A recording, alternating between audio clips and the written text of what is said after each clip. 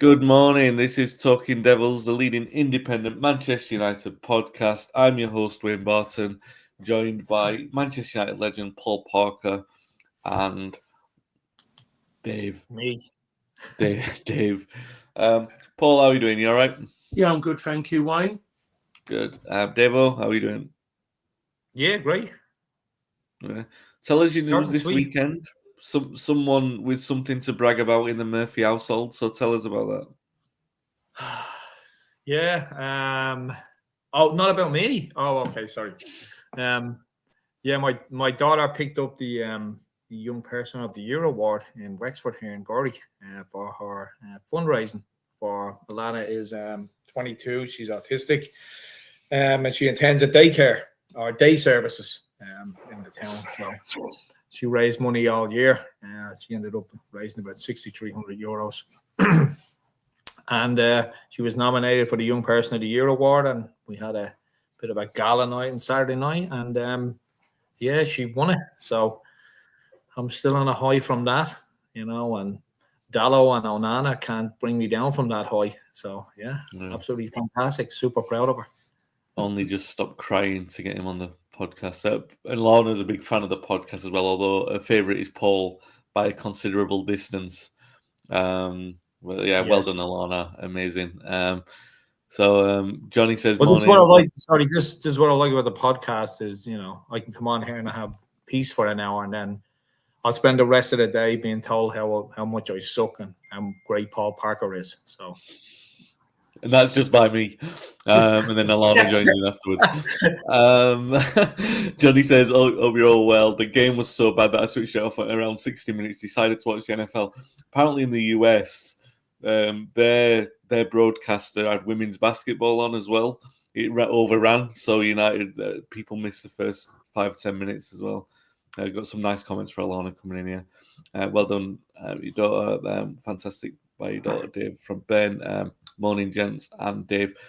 Paul noticed yesterday at the game, fantastic United welcoming an ex-Fulham and United legend on the pitch in Edwin van der Sar, but there's a Fulham and United legend in this podcast to didn't you make it on?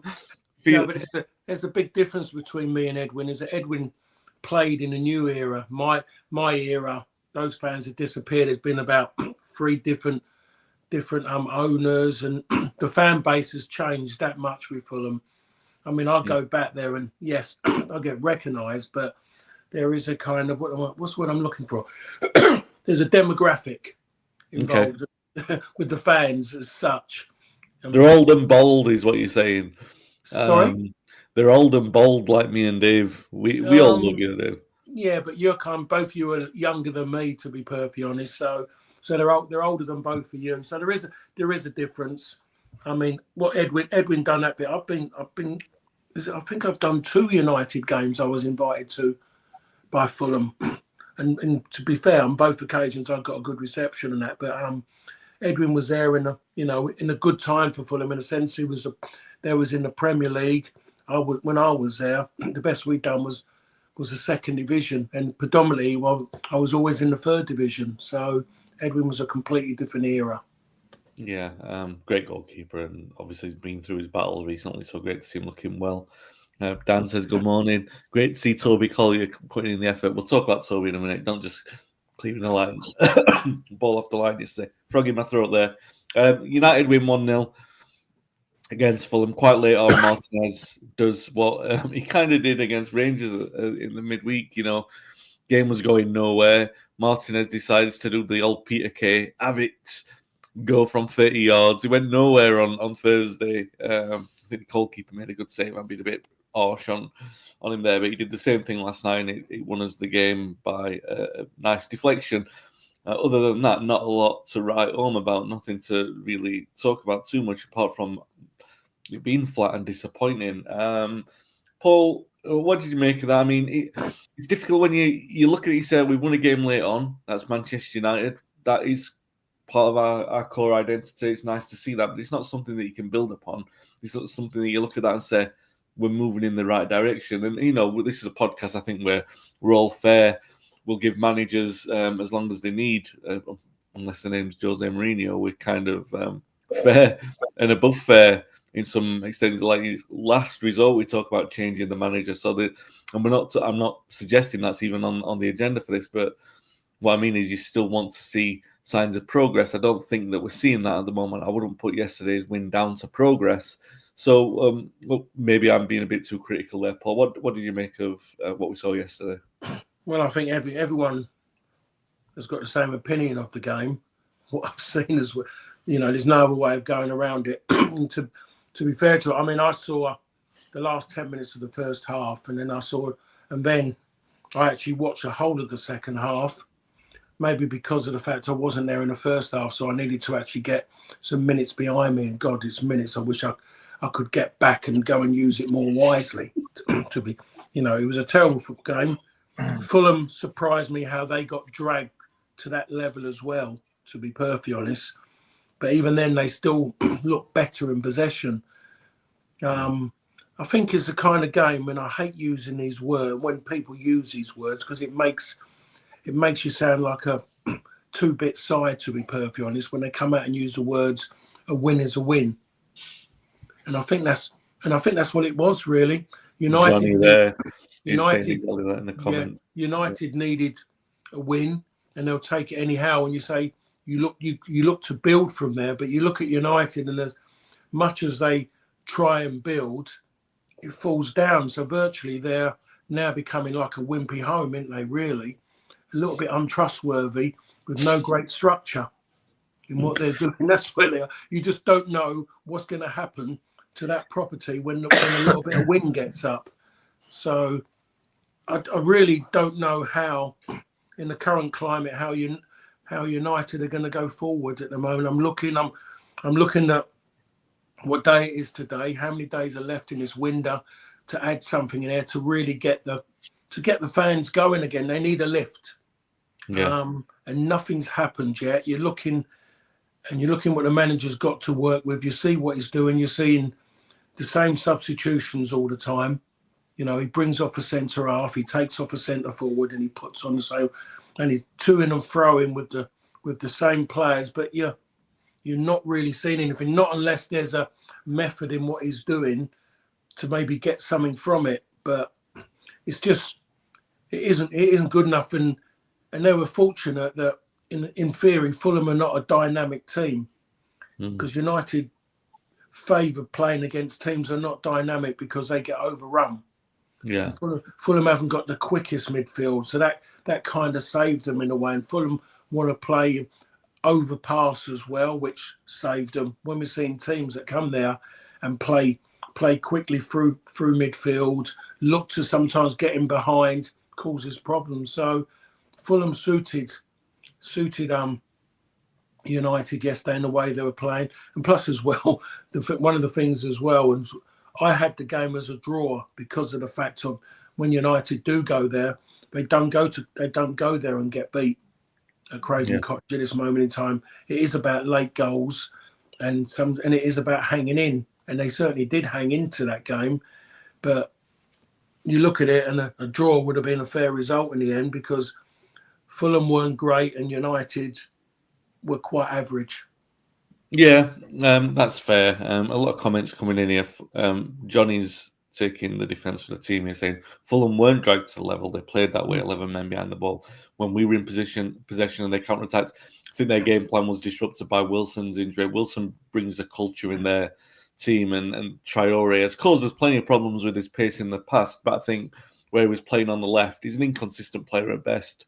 Where he he was playing on the left, kind of took because he's so predominantly right-footed that he took that kind of strength away from him. I mean, we saw him last season score a goal against United, or at least set up a goal, didn't he? Where he just made Maguire look like he was running through treacle. Not alone in that.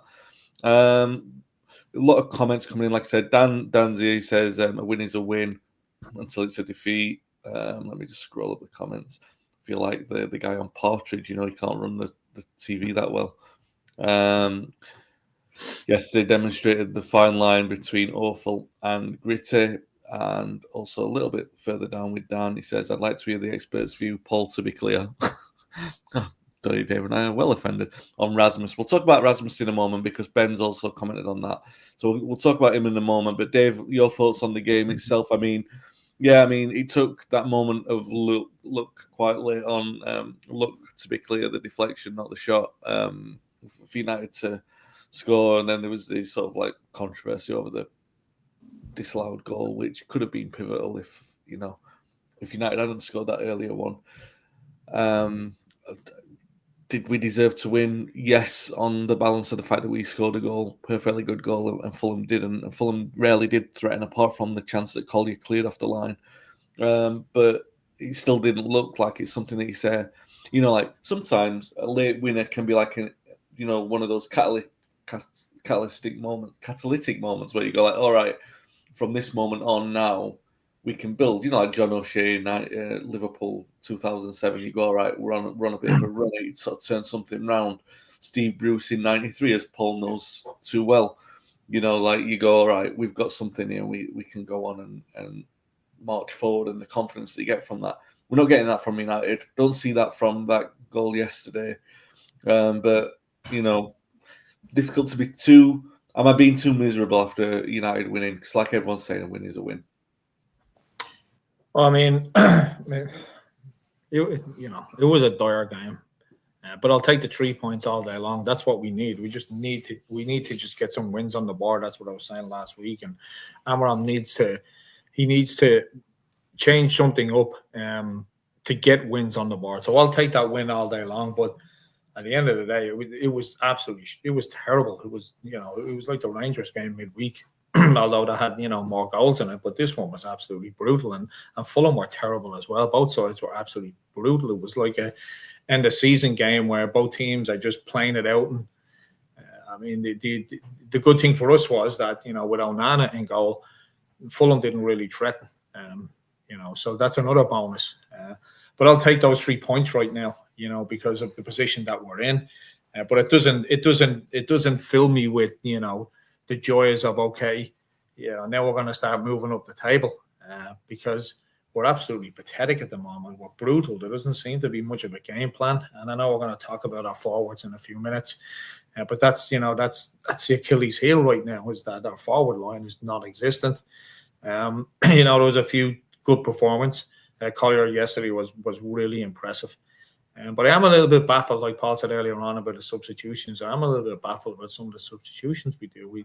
We always seem to take out a defender and bring in a defender when we're losing, and I don't understand that at all. Now, losing or drawing, when we're trying to win a game, we take off a defender and bring on a defender. To me, it just doesn't make a lot of sense. We don't take many risks. I'm still on the side of Bruno Fernandes being in midfield is just a wrong decision. He's too lightweight. He gets taken off the ball. He gives the ball away too much. I love Bruno Fernandes, but I think he should be playing further up the pitch. And I think that's a big problem. We're too easy. We're too predictable. Teams know how to play against us. I know the comment earlier on was Fulham sat back. Yeah, because that's how teams play against us now, because they know that defensively we're poor, midfield we're weak. But at the end of the day, yesterday we ended up with 3 more points. It didn't get me too excited in the fact that now we can push on. We've seen too many of these false dawns. We got a tough road ahead of us. I think that's the 3 points, though. As crazy as this sounds, that's the 3 points that doesn't get us in that relegation fight. To be honest, I think we're too far ahead now. But it is depressing, and that's mental to be saying that in January. So I think we're going to avoid relegation, but that's how poor it's been this season. So, and there's many reasons for that. But again, a terrible, terrible game. But yeah, I just think we'll move on to next week. Yeah. Couple of comments in on Dave's Bruno comment. The issue is we need a Bruno in the centre and up top. If anything, it proves a lack of creativity within the team. Yeah, but I mean, it takes a lot of risks in the midfield, and that's the point. I don't know if you can afford that many risk takers in a team that's as sterile as we are. Bruno and Manu at 10 leaves us without any speed in those positions. I agree with Dave that Bruno is too lightweight for central midfield. And Box says I'd start Collier in midfield. Let's go to the Ireland comments. Paul, you were spoiled. Played with Paul. Mark Hughes up front. I was looking last week for, just because it came up on the algorithm, Zlatan Ibrahimovic's run. You know, his goals that he scored for United, and all right, he's not going to go down. People aren't going to speak about Ibrahimovic as one of the top 10 strikers in United history. If he'd have played maybe another 5 years, maybe, even from the age that he was, like they said, from the years that he went to Milan and the LA Galaxy, he would have probably still been better than anything that we've seen since.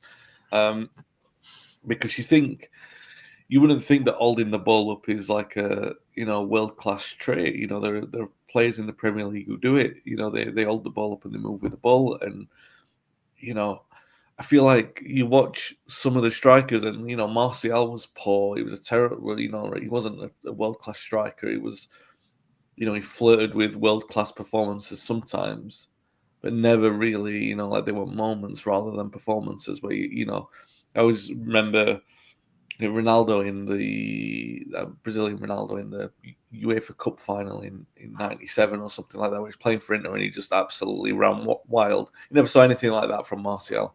I'm saying, and I know that's a bit unfair. We're talking about one of the greatest strikers ever, but I'm talking about a world-class level of elite performance rather than moments in games where Martial generally impressed. But we got so accustomed to him not being able to hold up the ball or anything like that. Then it's like, all right, you saw it with his Zlatan for a bit. It was like, oh, this is good. This is new. And it was a little bit reminiscent of Hughes, the way that he would play. And you see Højlund and Xerxes, the ball doesn't stick. They don't do anything with the, you know what I mean? There's no dynamism in the play. They can't be trusted to stretch the play. They don't move the ball on. They're not deadly in the box. I get that it's low, strikers are low on confidence, but it's really affecting the play at the moment. And I don't want to, what I'm like. I'm loath to dig out players who are in runs of poor form, runs of poor confidence as well. That seems to be the case with Højlund, but it's not helping United, is it? I mean, the point is that no matter who they play, they can't do a centre forward's job. No, he keeps swapping them about, and I think it's coming to the point. And again, I think I'm saying this again, is asking this question: is there somebody who, within the club, who's playing in the under-21s or whatever, under-23s? I've lost track of where it's flipped from. Is there somebody there who can add something different? Even somebody who's willing to run, just to run into channels, just to run in behind centre halves, to stretch the game out, to give more space for someone else to step into that hole. And I think it's worth the manager doing something like that, because he can't flip it. You're waiting for one of them to step up and say, that's mine. Yeah. Neither Xerxes can do it off the bench, excuse me. And he did it in one game, and he come off the bench and he made a difference, made an impact. So he gets the shout for the next game, but it's back to normal. Yeah. I look at Højlund and I thought myself, I've seen his stature. I'm looking at him and I think myself, yeah, you could be like Sparky, but at the end of it, United have had great, when like Robbo, like we don't go out and get another Brian Robson. You go out and someone else steps in who has the influence of Brian Robson over a time, but he's a different style of player. The team's playing in a slightly different style as well to when Robbo's there. And the person you're talking about is a Roy Keane, who adds that. So you're not going to go and get a Mark Hughes. And the one thing which I do know, is that Sparky was about strength and power when someone played the ball into him. But it can't be all strength and power. It has to be technique as well. So when I'm watching people knock balls into Phil Foden's feet, Phil Foden doesn't get pushed off the ball. It's about body shape. It's about technique. It's about being brave with the ball. And one of the things is knowing what you're going to do next before it arrives. And I've been saying that about Højlund for quite a while. And I was in his, season and a half, whatever. I was quite a fan. I thought myself there's a chance with this kid. But again, he's got caught up. Seems like he's got caught up in what's happened within the club, really. Different managers playing with different players, no great style of play. and he's been caught in something, and he's like a rabbit in the headlamps now. He's just there, and every time you see him when he's coming off a sub, he's taking it as a norm. The cameras zoom in. The cameras are waiting to see his lips move. They want him to be screaming and having a moan because it's a story, but he doesn't. It's an acceptance. Yeah. There's nothing there in him when he comes on and off, and the same with the other fella as well. So every time, if I talk about United, you'll turn around and say, so they're virtually playing with 10 men every game. They haven't got a link player. And Martial, for everything about him, he was poor when you played it with his back, but he could link play. You could play through him and he could link. And the manager might have to decide that to the end of the season, or give it a go and play with that kind of typical Barcelona, that false nine of having someone who's technically very good and brave with the ball, just to be in there and try and see what that does to the centre halves, to move them around. You might have to think about that, but those two ain't working. No, it isn't working, and all it's doing, and I think with Højlund, it could destroy him, because more and more people are saying it as if they've just seen it happen. Yesterday, they're kind of going, "Wow, that was bad." Rio kept on about it, was talking about it, and I thought, Rio, you must have seen this. You must be aware of it. You do watch Manchester United, don't you? Because you keep talking as if you do, and you know everything about the club and the team. And I've been saying it for ages about him, but he needs to be taken aside and talked to about it. And it's just not about someone standing behind him, someone tossing the ball and holding people up. It's about understanding. The hardest thing for me with Sparky was I never tried to beat him with strength, because I knew I was never going to win that battle. But I always tried to get the ball off his toe when it's coming to him. But I knew his first touch was so good, so I knew that I had to be there already and waiting until, and I had to be there at the right time, because if I wasn't, and I got there too early, it would push me off. If I couldn't get in front of him, I would stand behind him and I would virtually say, well, I'm not going to dive in so you can turn me or give away a foul. Yeah. And that was it. That's what I learned as a defender. But he's got to learn as a forward to actually put that in a defender's mind, to let him think. And he hasn't learned that yet at all, how to play up against somebody. And Sparky was always aware what's around him. If you could just, I know it must be a horrible thing in that sense, I mean, but just give him a reel of Mark Hughes and watch what someone does. It sounds so old-fashioned, but I'm seeing it and I'm thinking about it. I'm kind of reminiscing as I'm talking about playing against someone like Sparky. Saying that, it was like playing against any forward of that era. Yeah. Of that era. Yeah. And it's going back that way now. I'm seeing it now.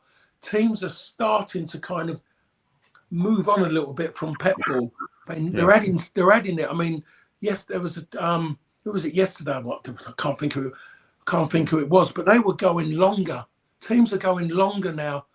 I mean, we've seen Middlesbrough give away a potsy goal from trying to play in their own box. Too many teams are giving. So I'm thinking that he needs help. He needs to look at things and learn that way, just to watch.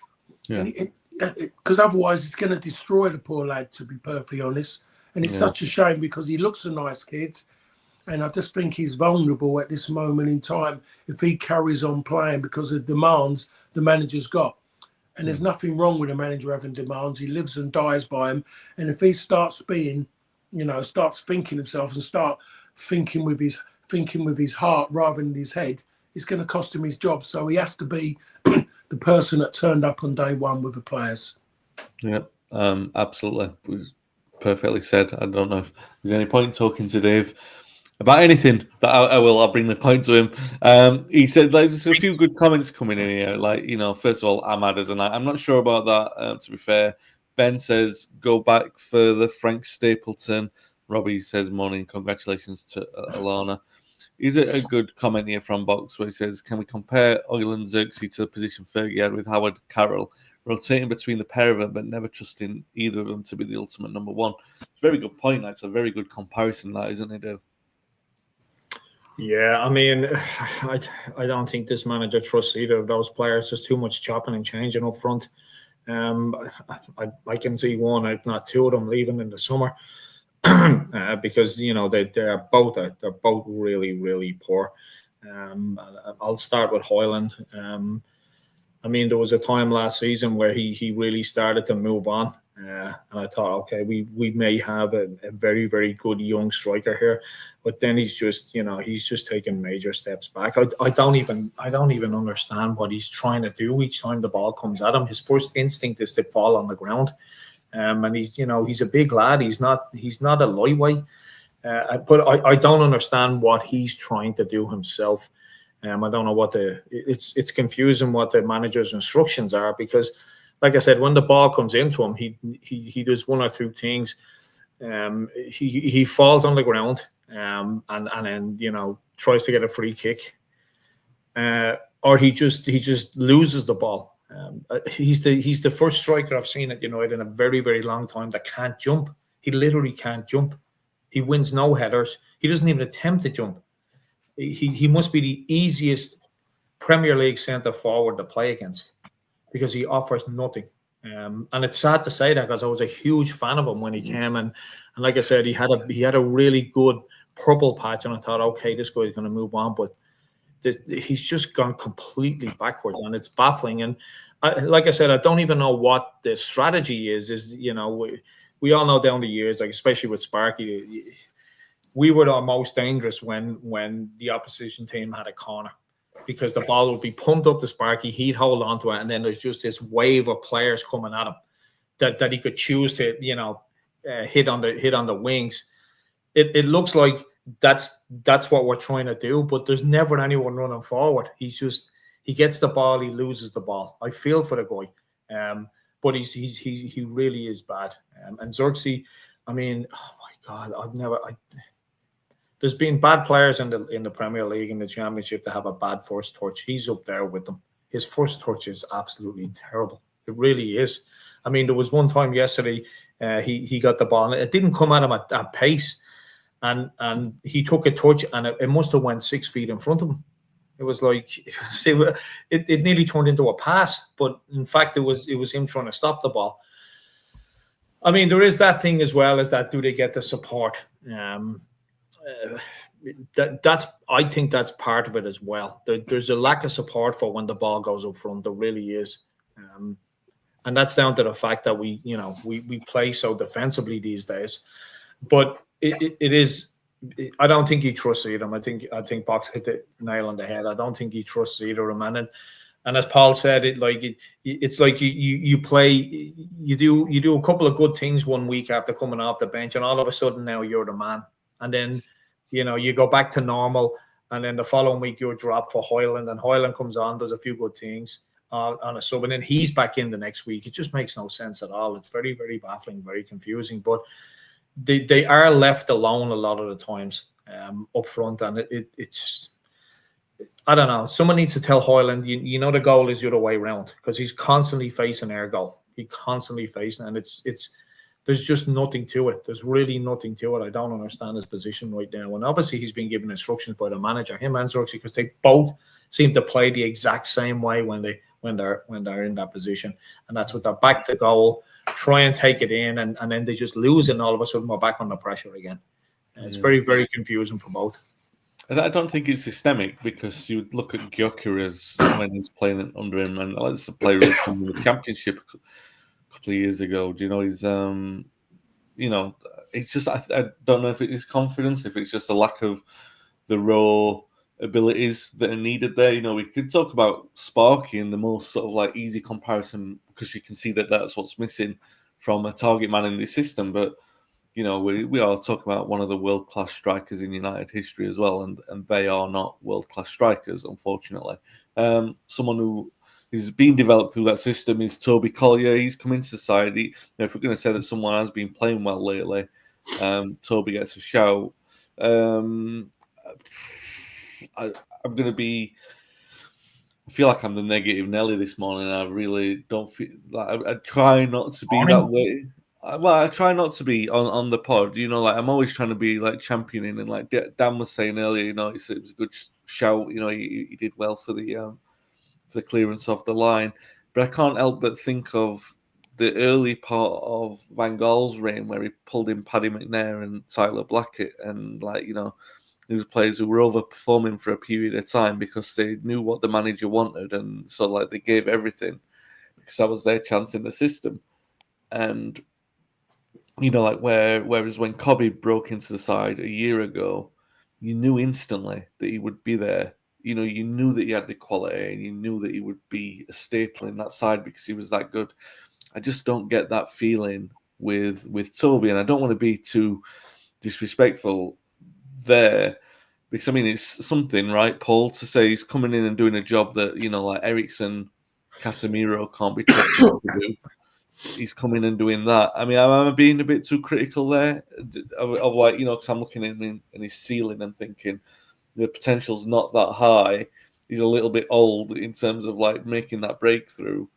But then again, you can only go on the evidence that you've got, and he's playing well, and he did play well yesterday.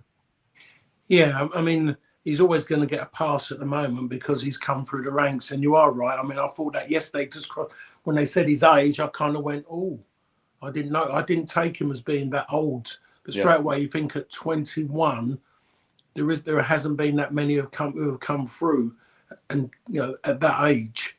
And yes, he's doing a job. He's looking better because he's got a little bit more agility and a little bit more pace than say Casemiro and an Eriksen. So that there's something there that the manager is looking at or hoping it's going to work out. But yeah, I get reasons why you're saying it, Wayne.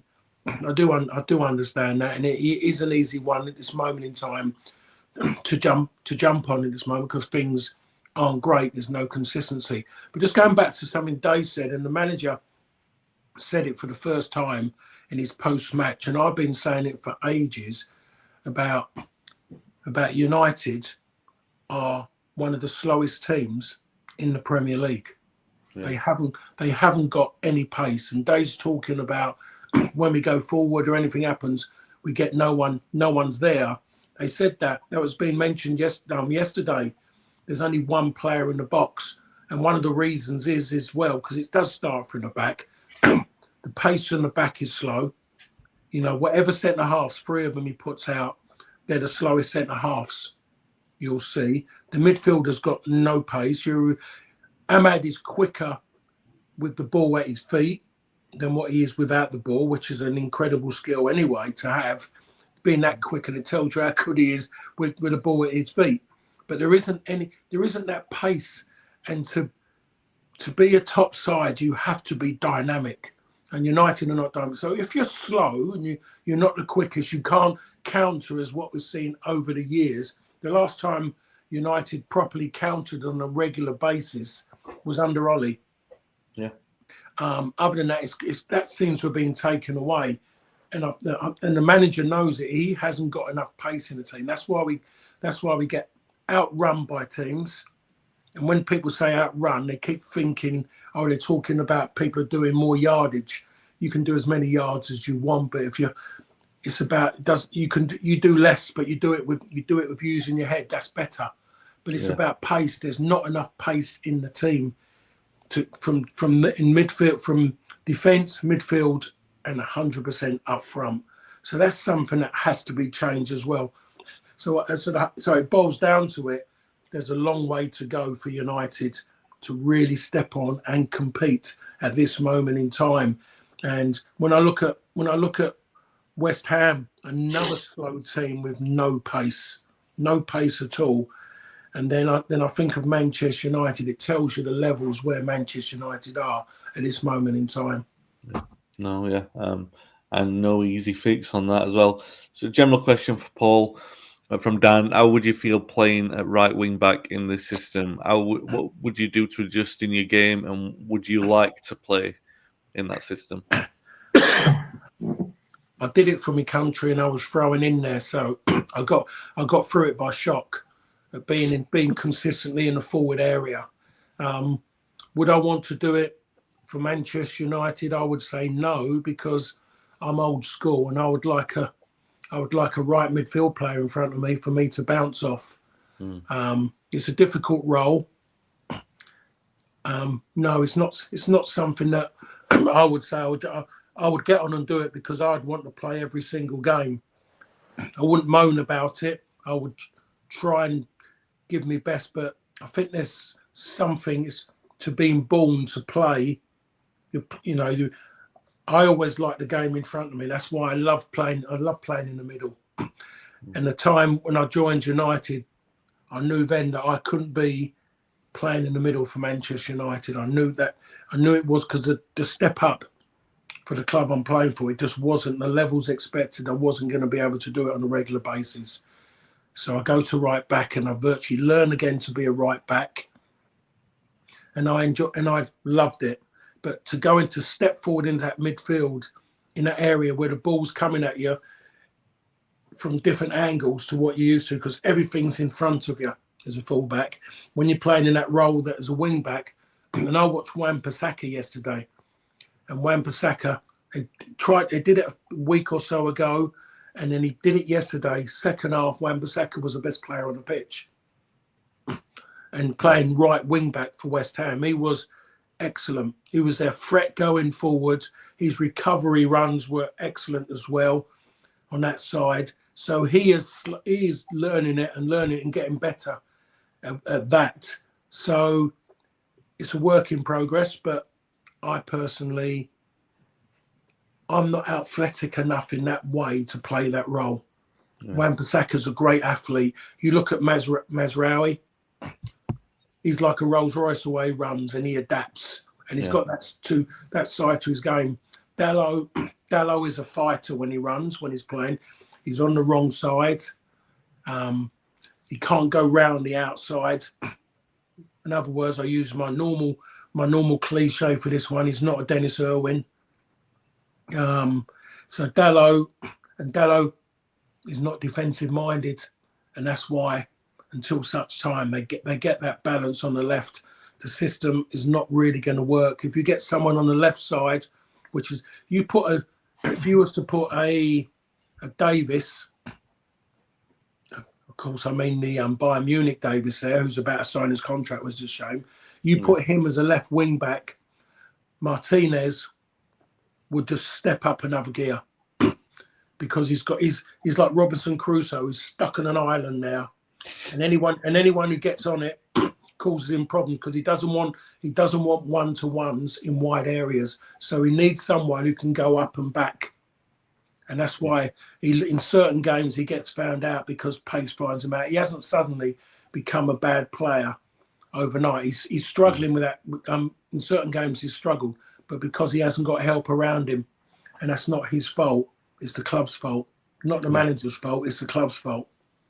Dan said there, great insight. Shows you, it makes you think of how kids can or can't adjust to the requirements of the game. A couple of comments in from Patrick. Morning, gents. 100% with the lack of pace in the team, which makes you question the 5 players they brought in the summer window exacerbated that. It can't just be down to Ten Hag's preference. Undoing and retooling this United squad will take at least 3 summer windows. Does everyone have the patience to see with a roller coaster of suffering along the way? I mean, we don't have a choice, really. I mean, that's the point at the moment. We'll talk about that. Just so the transfer window is going to conclude this week. The major talk is on Rashford and Garnacho leaving. Rashford more likely on a loan, Garnacho for a fee of around £60 million, of which some will be invested. I think the primary target is obviously this Dogu lad of Lecce, a struggling team in Italy, who is left-footed. Whenever I've seen him play, he seems to play on the right-hand side of attack in the same area as Ahmad. And then when I have seen him play at left-back, he makes mistakes. So it doesn't exactly fill me with confidence that there's £40 million there. And the other element of that is, like, obviously, you've got so many moving pieces with this. First of all, is that you're selling an academy player for £60 million or thereabouts in order to bring in this untested player from Italy. Garnacho, all right, inconsistent, but are you worth sticking with an attacking player considering what you're going to lose another option in attack there? Considering we've already let Anthony go out, you're going to have fewer and fewer options in attack.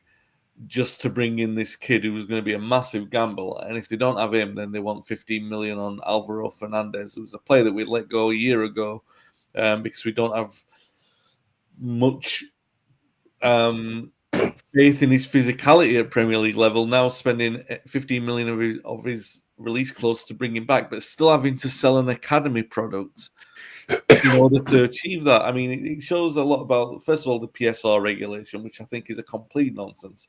I think there's going to be some kind of revolt in the next 2 or 3 years from the academy system that says this is a nonsense, which infuriates me even more because how many times have we seen in football, and maybe it's just cyclical, that everything about a football team can be changed irrevocably from a temporary regulation? Do you know, like the foreigner rule in the 90s impacted United's transfer policy. All right, we didn't do too badly out of it signing Andy Cole, but it affected everything to do with our transfer policy at that time and our ability to compete in Europe. Now, we are, because of the debt that's on the club, which, you know, the ownership were putting on the club, on the fans last week about the ticket prices, which is another conversation, not for this podcast, on other podcasts. But it is impacting United's ability to work in the transfer market. So they're having to sort of sell Garnacho and look to move Rashford on because they're high earners and they're from the academy. So the PSR calculation enables them to spend exponentially more in the transfer market over the window. But even that's kicking the can down the road because these players, what they bring in, have got to hit the ground running. They've got to be better than what they've got.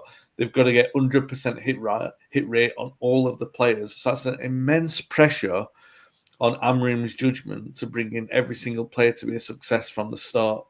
And success means... Judgment? Is it his judgment or is it the director of football or whatever he's called?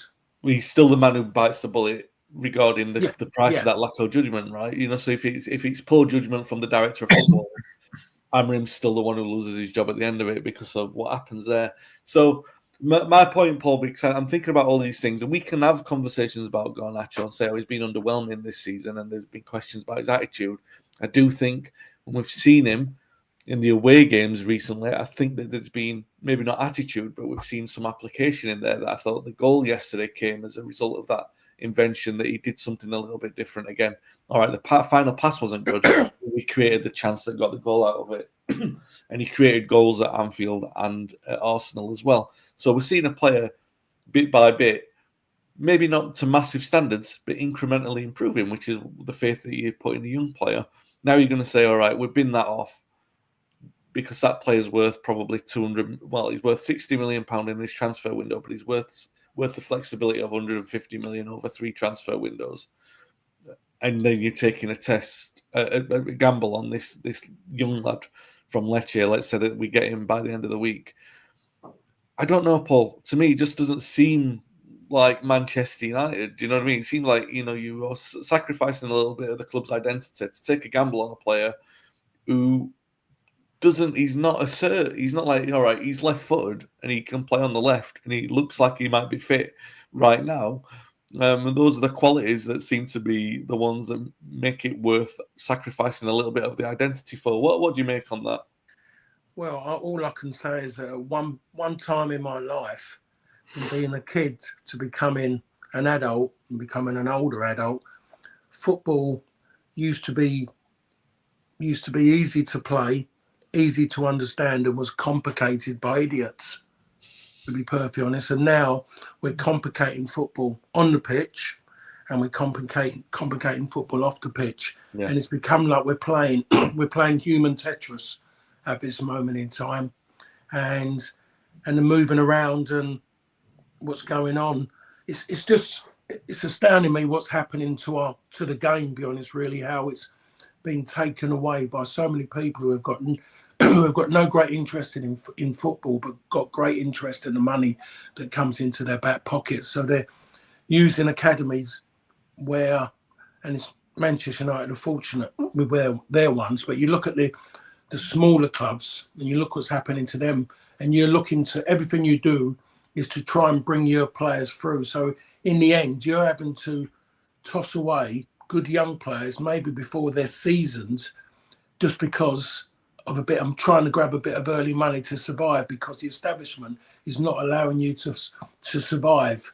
They're virtually saying you have to sell and sell, and the bigger clubs can have your young players, and they'll throw them about all over the place. So it isn't good that virtually you got young players who are being thrown out there, and they mostly don't want to go out there. A lot of them, they're mostly quite content in their own backyard, but they're being tossed out because the club can't afford to keep them because the establishment is saying, well, you've got to pay this, or you've got to do this, you've got to be there, otherwise you're going to lose points and you're going to get relegated.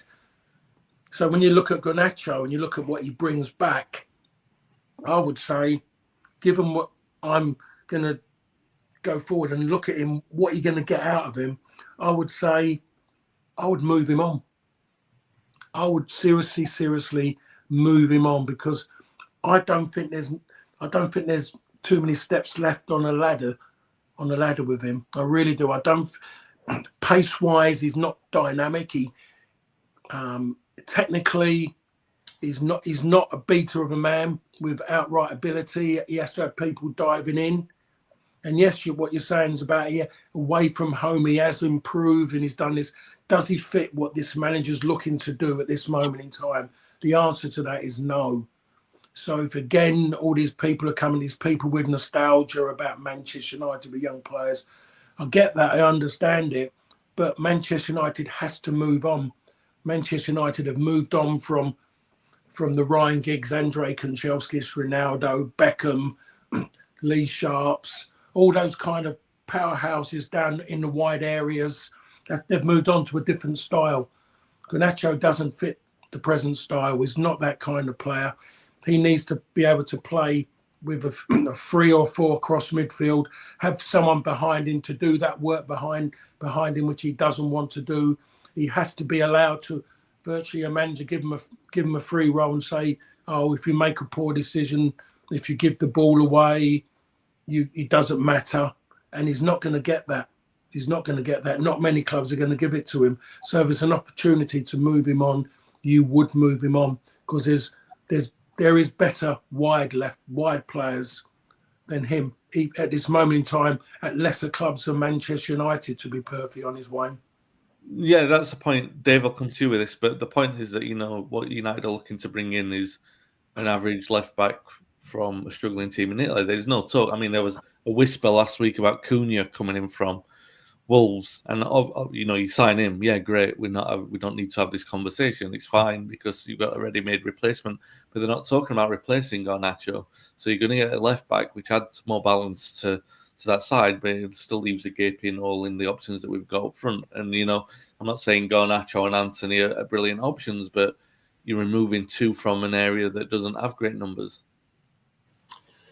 No, but I'm full agreement with Paul. I think Garnacho.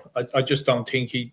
Paul put it perfectly well. There's not a lot of steps left on the ladder for this guy, and as much of a gamble we would take bringing in this left back, we're taking an even bigger gamble that Garnacho is going to move on a couple of levels, and we're not going to be selling him in 2 years' time for 20-30 million. That's my fear, is that if someone's offering 60-70 million for him now. I think that's a good deal, especially with the added bonus that he came through the academy, and I think that part is the part that people need to just move on from and get over.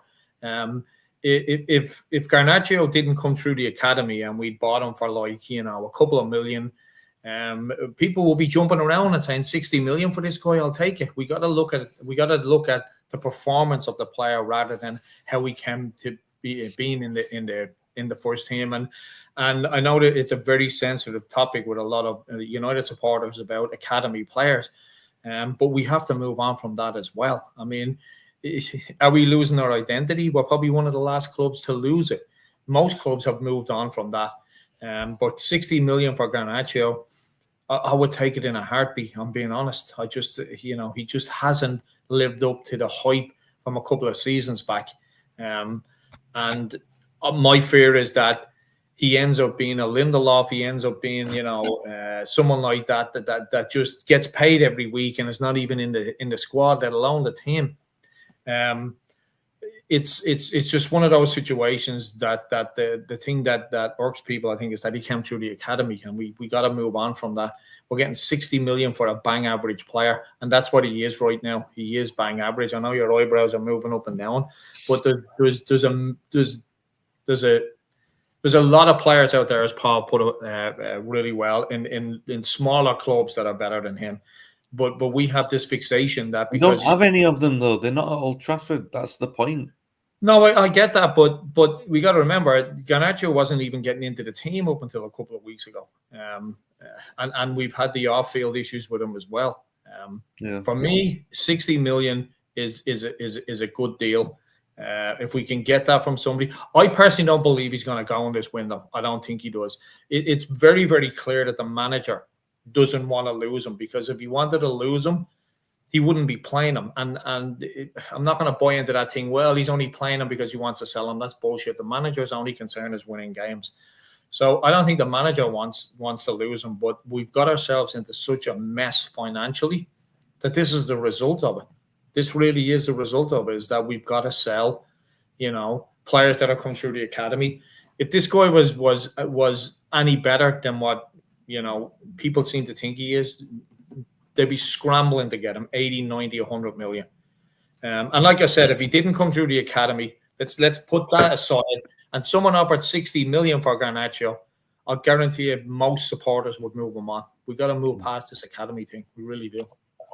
Ben says, is it 60 million? Patrick is talking about 60 million be good long term. I mean, that's the figure that I've seen. And to be honest, for any transfer with Chelsea has got to start with Mason Mount as a barometer. You can't say 50 million for Mason Mount and then you will pay less for Garnacho. It's incomprehensible that they've got the balls to do that. Chelsea probably would, to be fair. Patrick, again, I agree with Mr. Parker. I think the nostalgia factor is why United fans want to keep Garnacho, and hope he might become the next Ronaldo. If you analyse his actual game, 60 million could be a good long term. Just sorry. So, on the Mason Mount thing and Garnacho and the price, they're really not that far apart in the circumstances. Mason Mount was a really, really good player for 2 or 3 seasons for Chelsea, and then kind of fell off a cliff, came to the end of his contract, and we bought him. Garnacho is for me pretty similar. He had a season and a half maybe of and he scored that goal against Everton, but he's literally fallen off a cliff. So I don't get the argument that, well, they robbed us for Mason Mount, we want 200 million for Garnacho. I think the price is about right, considering that both of them have been very similar. But and didn't Mason Mount come through the academy as well? Chelsea fans aren't crying about that. We got him. Yeah, but he's not played a game for us, has he? And Garnacho at least played. Yeah, but that's with hindsight, that's great. But what if Garnacho goes to Chelsea and he's injured for the next year and a half? The two of them are very comparable. Well, then they should spend £60 million on him and make it even.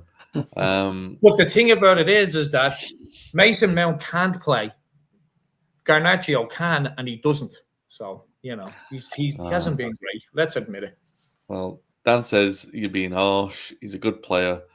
Bang average players don't score one of the best goals we've seen for years. Oh, no, that's not true, because some bang average players have scored some good goals.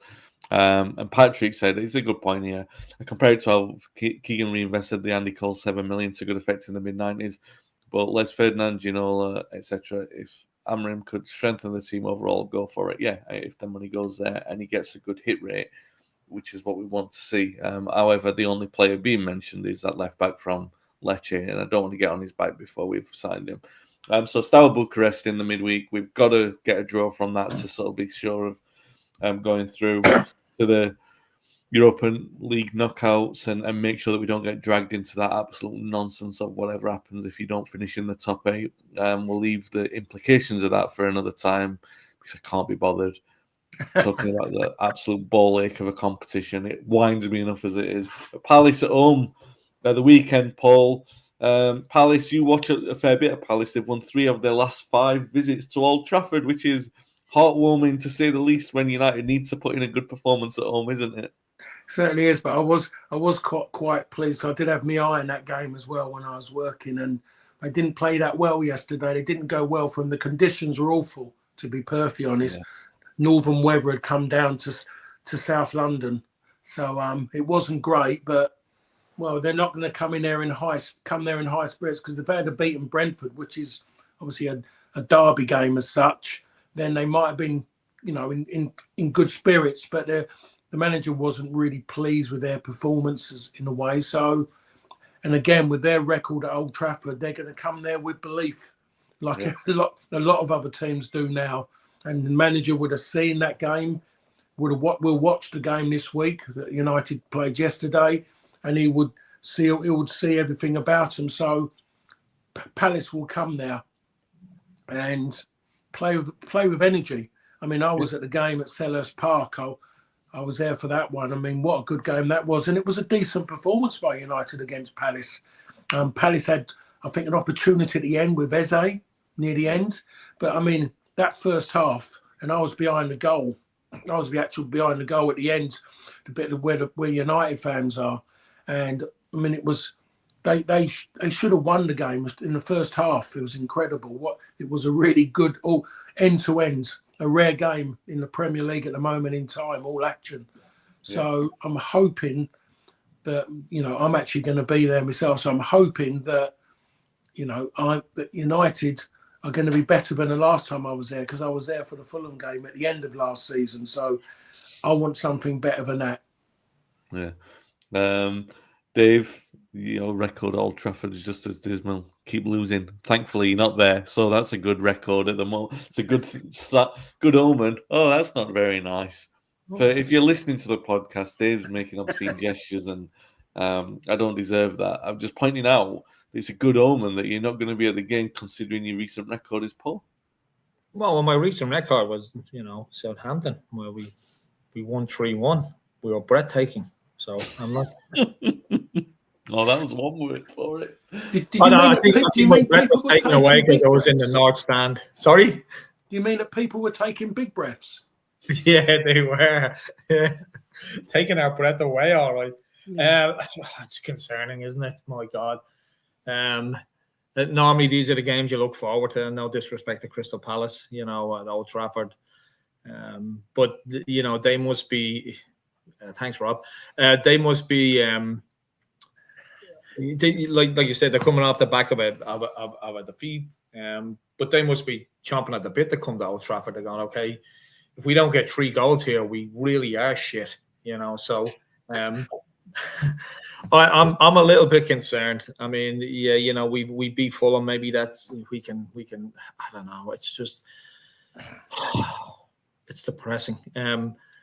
But Palace are a decent side, and like you said, they've caused us a lot of problems down the years, and I don't know. I'm not looking forward. I'm not looking forward to this weekend. I don't look forward to any weekend that United are playing. So it doesn't ruin my weekend anymore. I've got past that. But it's going to be a difficult game for United, and Palace will come there with confidence, like all the other top teams like Forest and Bournemouth and Newcastle have come to Old Trafford with. So I think we'll score, but I'm just not sure whether we can keep a clean sheet. Wow. Will roll on. So yeah, well, maybe we'll have our new left back to provide all the balance that we need, and things will miraculously change. Like I said, he might be Lisandro Martinez's Man Friday out there on the left side. Well, there you go, Dave. The penny dropped with him earlier. There you go.